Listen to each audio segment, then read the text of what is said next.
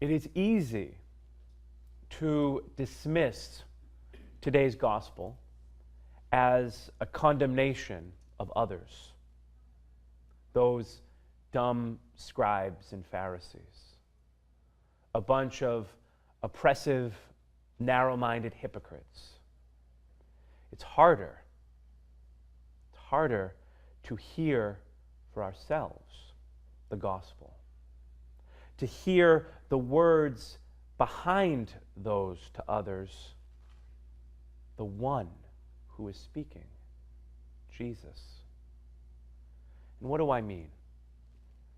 It's easy to fill our lives with rules and with things to do. Some, if not all, can be good. Rules and things to do are good. But not when they direct or trap our attention into themselves. In other words, when we overlook Jesus, the one who is good. Listen again to the gospel. And you say, if one swears by the altar, it means nothing, but if one swears by the gift on the altar, one is obligated. You blind ones. Which is greater, the gift or the altar that makes the gift sacred?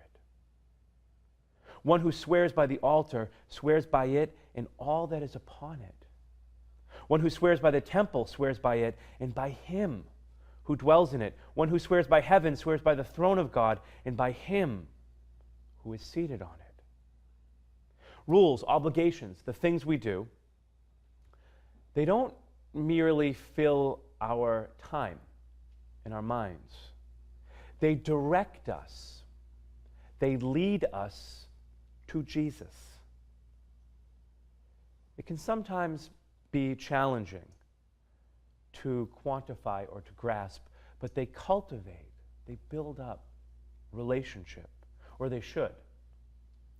They cultivate a relationship with God not as other, but as beloved. Think of the chores we do around the house or those activities we do for family. They're rote, they're routine. They're even empty at times when they're done only for the sake of doing them. They become more acts of love when they come from relationship. Now this, I admit, can sound a little bit soft. So we look then to the great doctor of the church, the great saint we remember today, Augustine. He was a man passionately in pursuit of the truth. Truth. Jesus.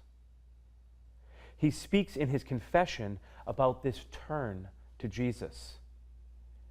You were within me, but I was outside. And it was there that I searched for you.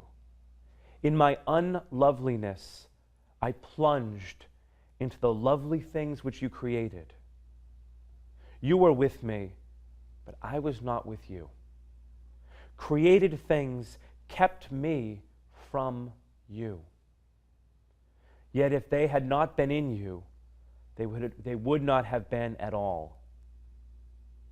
You see, we pursue happiness, we pursue beauty, we pursue goodness, of course. But let us never forget that all of these things are not goals or just things, but a person, Jesus. For there is no other name, there is no other good, there is no other salvation, there is no other redemption, no other Savior but Jesus.